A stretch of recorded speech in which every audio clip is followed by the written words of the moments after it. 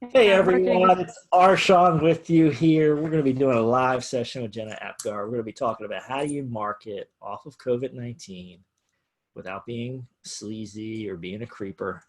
A lot of our businesses are changing. We have to find some new opportunities. We have to grow. We have to change. We have to get the word out there that we change. We got to get the word out there that we're still helping people. But some people obviously are in pain dealing with things. So, you have to balance that with not being sleazy. So, Jenna, you're in the social media marketing game. You help people with this. Let's first, why don't you just tell folks a little bit about you, and then we'll jump into some questions about how to. oh, it's like my least favorite question on the planet. Tell us about you. Um, I do digital marketing. So at this point, I probably specialize in strategy, but Okay. social media was definitely my entry and my baby, along with influencer marketing. But my background is military, which is, I think, where a lot of the strategy comes in. I just take in large amounts of information and can plug it in where it needs to be useful.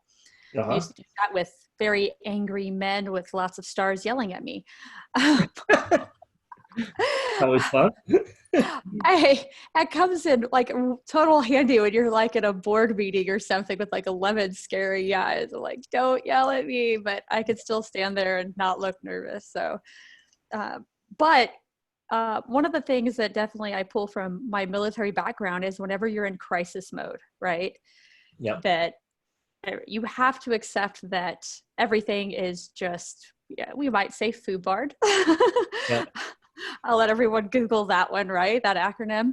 Yes. But definitely things have changed significantly, not just for the United States right now, but for the entire globe, and certainly businesses. Like, I don't know any single business that's operating business as usual. None. Yeah. Zero. Right. Right. Even Right. the hospitals, like, the doctors and the nurses that were frontline, they're working, but they are not business as usual. Right. Yep. So your business has to change too. And the very first thing that I saw almost immediately was, especially with the internet marketers and, maybe it's the people running their emails, was trying to capitalize on COVID. Like, well, everyone's scared about coronavirus, get this special sale now. And Right. I could just see it hit friends, and friends are sharing their emails. Like, if I get one more email that says coronavirus sale, I'm going to go flip out. Yeah. And they were sharing it on social and saying, ew, why would you capitalize on a pandemic? Right. So first and foremost, don't do that. Yeah. I think there was a lot of people went over the line. The other thing I saw was a lot of people, and I commented on this, and I actually did an article on it. I mean, a lot of people were acting like it was business as usual, even though the whole world was starting to fall apart, right? People were not able to go to their jobs. People were stuck at home. People were having issues with family members. People were trying to figure out what they needed to do to protect their loved ones. I don't think And anybody really knew, right? Like, you can be told by an expert, yeah, but in your mind, we've never lived through this, so we don't have anywhere to pull from.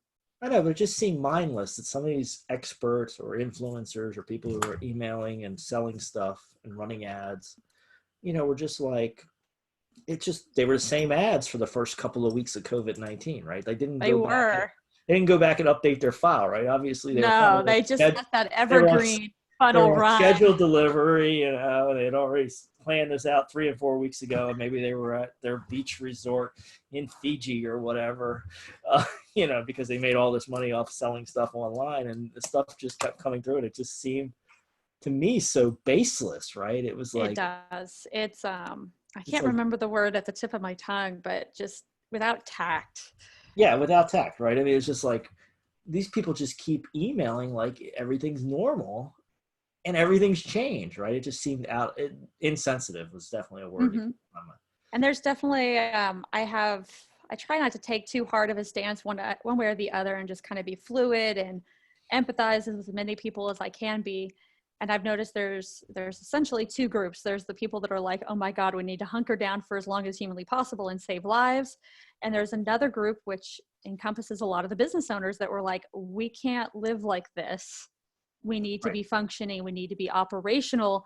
Like, let's take some mitigated measures, but let's get back to business.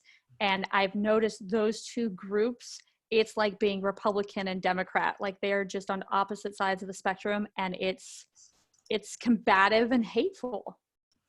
Exactly, and it's funny too because it kind of it almost has fallen down political Funny, lines. not funny. Funny, not funny. It's funny it's funny to reflect upon, right? That it's like this is broken on political lines, but business owners, as you started to point out, right? I mean, at some point you gotta keep going, right? I mean, that's part of the nature of business, right? I mean, we are Very based on much. cash flow, right? We have bills Yeah. coming in, we have things we have to do, and Employees who need cash flow, and they have rent, right. they have families, and it's very much reminded me of military. It's survive, adapt, and thrive. Yeah. So I've been telling all my business owners to put themselves in the same position. You've got to be able to, originally just survive. So one of the first things I saw, like before 99.9% of the United States even thought this was an issue, my sister was in Seattle, where the first kind of like spot was, right? Yep. And so she's been quarantined for longest of us all. Like the very first person was in her building. Oh my. And yes. And there was immediately, she told me there was a particular restaurant that did an immediate pivot. This is a high-end restaurant. Like we're here in Dallas. Oh, I'm in Dallas. Yeah. I'm thinking like Bob's Steakhouse, right? Like a really Right. nice independent place that's not like a McDonald's, right? Yep. And they immediately went from sit down dinners that are really high and nice to immediately switching to curbside pickup.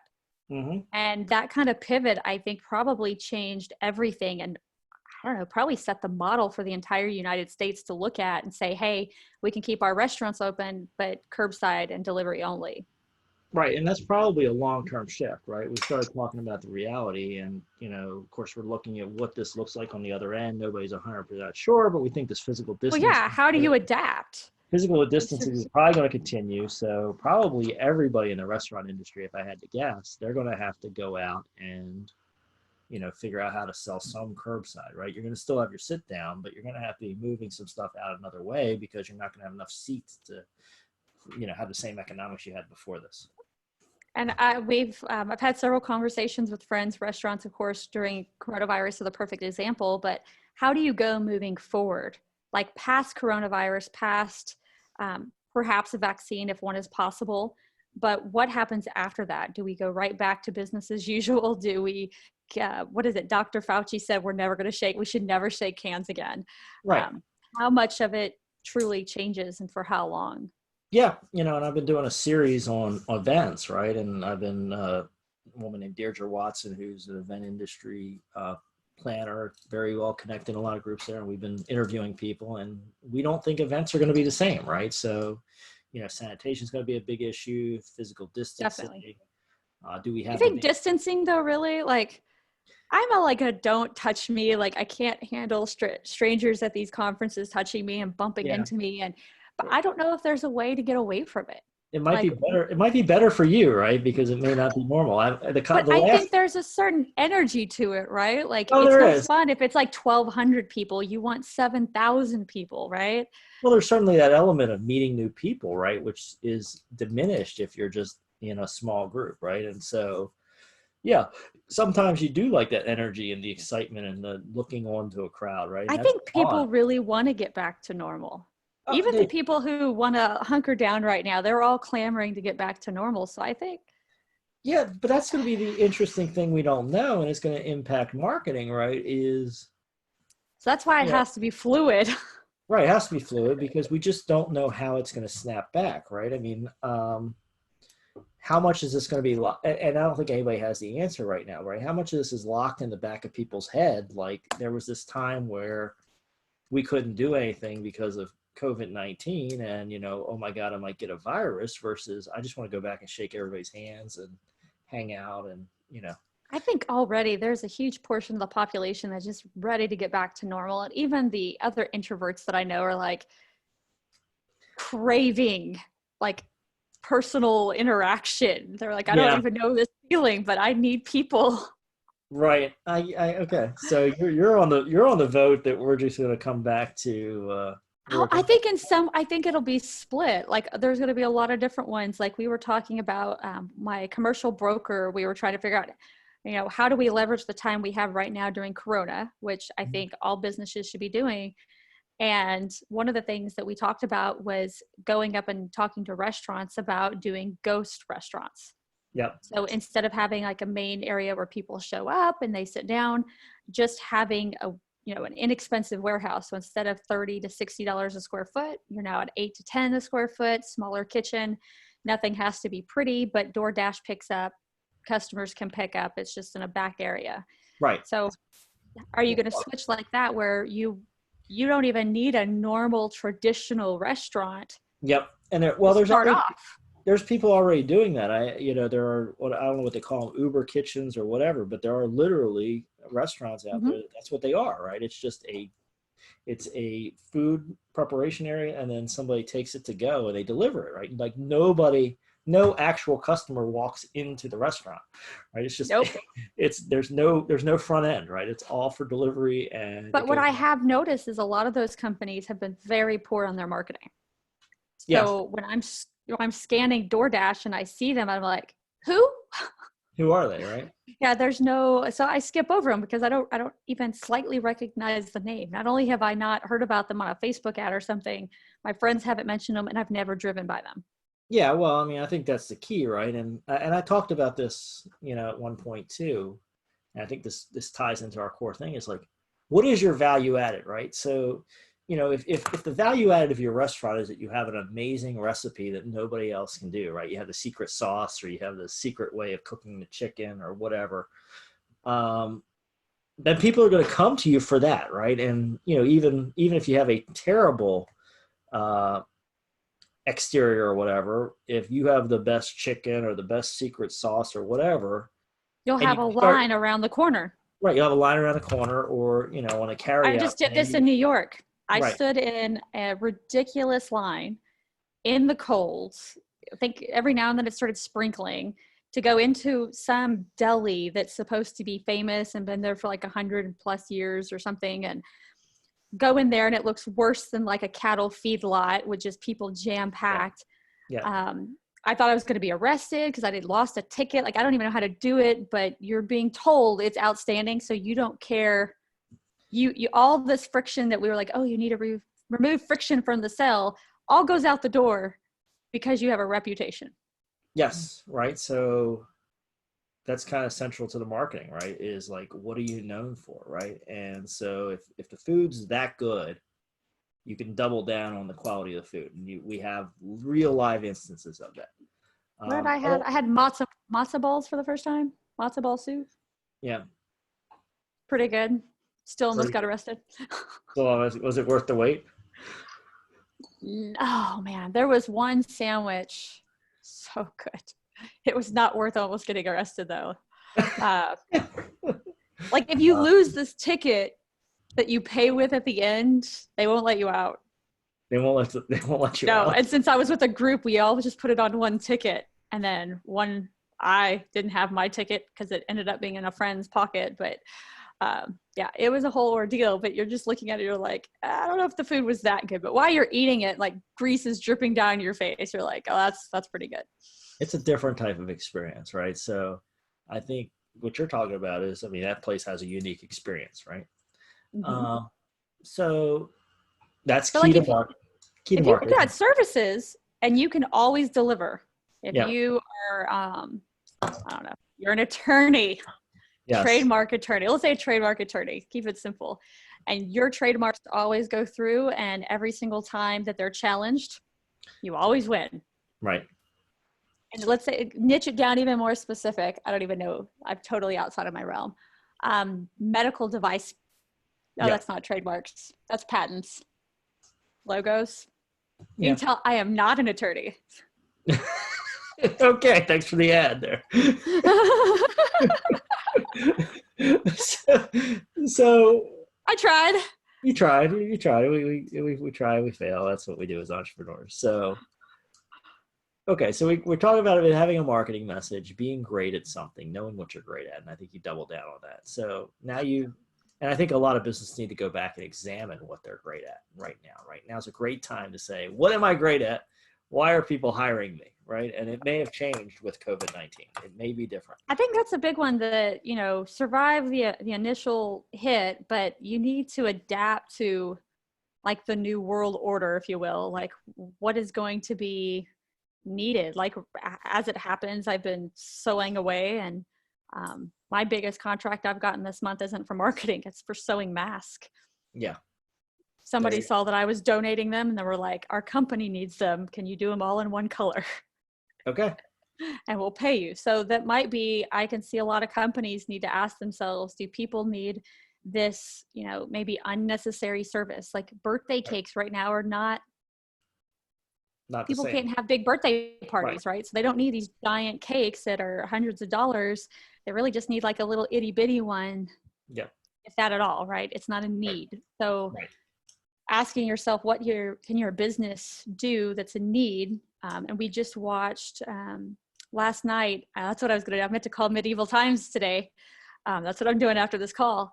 They have a costume shop in the back, a costume room where they can sew and make all the costumes that the knights wear during the shows. Yeah. But obviously Medieval Times can't run, right? The whole point of paying that much to eat with your fingers is that you're going to see a show and there's like 100 people in the room, and Corona kind of killed that. But they switched their sewing shop really quick, and now they have parts to make masks, and they will deliver it to you. You do the sewing and they'll come pick it up. Okay. Interesting. Okay. So yeah, they've come up with a new way to run the business model, right? Car companies are making ventilators, right? So a lot of people have switched for the time being. You have new things to market. So how do you take these new things to market, or how do you market what your business can do in this time without being a creeper, Jenna? Well, I think the biggest one is, I think you kind of hit the nail on the head at the very beginning. If you're trying to operate business as usual and you're incorporating coronavirus into your marketing message, but it's all the same stuff, like, oh, a special sale because, I'm not getting as much business with the coronavirus. And everyone's like, there's 26 million people laid off, and you're not being conscious that your specific audience may be the ones that are being laid off, right? Yeah. So a great example that I had that I think of a company that pivoted well and leveraged the coronavirus. Oh, I don't want to say leverage, but they pivoted with it, right? They're a bread company. And for the life of me, I'm not going to remember the name of the company, but a friend of mine, his family owns this big bread company here in the Dallas area. And not for like the McDonald's of the world, but for the Bob's of the world and anybody who doesn't have a franchise. They make bread for all those restaurants. Nice, freshly baked bread delivered to everybody daily, right? But they don't deliver to the customer. And now their customer, the restaurants, are completely pretty much out of business. They're not like selling near as much. Right. Bob's is just not doing that kind of business right now, right?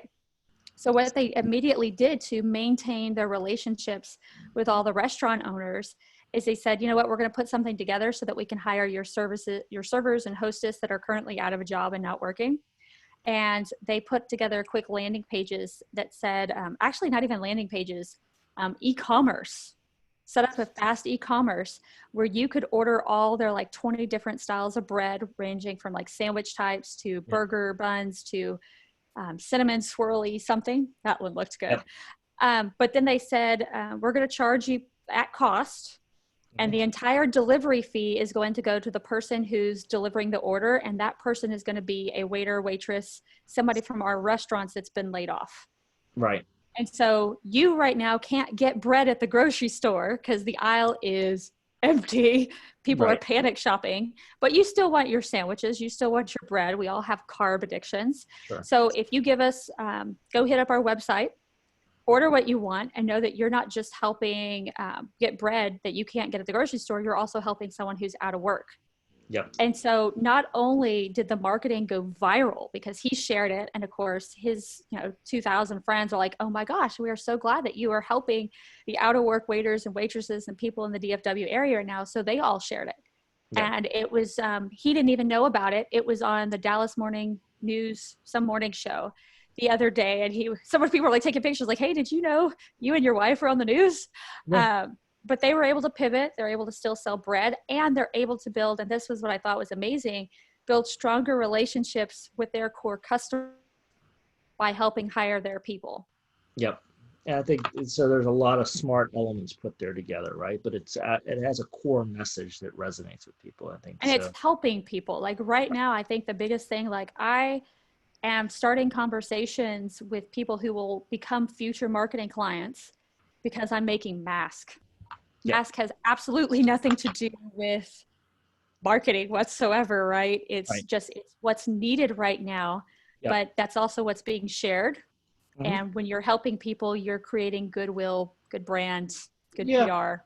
Right. I was having a conversation with somebody earlier, right? It's a lot of times too, these genuine connections lead to business. And we were talking about my partner, Shannon Gray, who does CRM implementations, but she's deep in the cheerleading world, right? Which is, a lot of parents involved in their kids and doing things. And she judges these cheerleading competitions. And you know what? She gets business from judging cheerleading competitions, completely unrelated to doing Yep. CRM systems and getting people's Salesforce implemented, but because she's genuinely in something.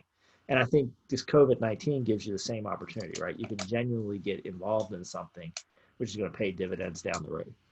Absolutely. Yeah, and you can help some people, and you're using the masks. Like, yeah, you and I have been talking for a while now, and you Yeah. kind of just jumped into it, right? You're like, people need masks, Well, I and mean, I'm ex-military. Like, here's my pieces. They're not sewn yet. It's just, no one wants me to shove a ventilator down like their throat, their trachea. I'm right, going to rip holes everywhere. But that's just kind of how military are trained. Like yeah, the doctors, the nurses, the firefighters, the cops, they're all brothers and sisters to veterans, just a different fraternity. And right, so if we're at war, which I kind of feel like we are, people are dying more significantly than a lot of our current past wars. yeah, And where's the front line? I can't do what you're doing, but tell me how I can help. Can I bring you bullets? Can I bring you medical supplies? Like in this case, I've got ICU nurses telling me they don't have masks or shields. Shields yeah, is what they want for the ICU. So it's just something you see a need and you fulfill it. And like I said, like if any business owner could walk away, just 3 words: survive, adapt, and thrive. It doesn't mhm, have to be a complicated strategy. Ask yourself how you can currently survive the immediate situation. How yeah, can your business adapt? And then moving forward, some forward thinking, which we could probably argue for like 5 days, you and I. What's the future going to look like? But try right, to thrive in that new situation. yeah. I think there's a lot to be said for that. Jenna, you are a wealth of information. How do people check out your work, your marketing work, or your face, or your masks, whichever? Yeah. Yeah, I'm like really hard to reach these days. I would probably say just my cell phone number, Yeah. 469-222-0012. Don't call, All right. text. Don't call. She doesn't answer the phone. All right. I'm a coronavirus bubble. Okay. She's enjoying her bubble. She doesn't answer the phone.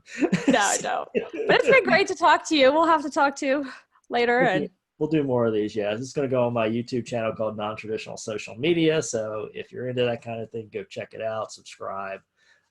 Folks, pat yourself on the back for doing the hard work. We'll get Jenna back again, and we'll kind of be talking about the future of business. So thanks, Jenna. all right, bye.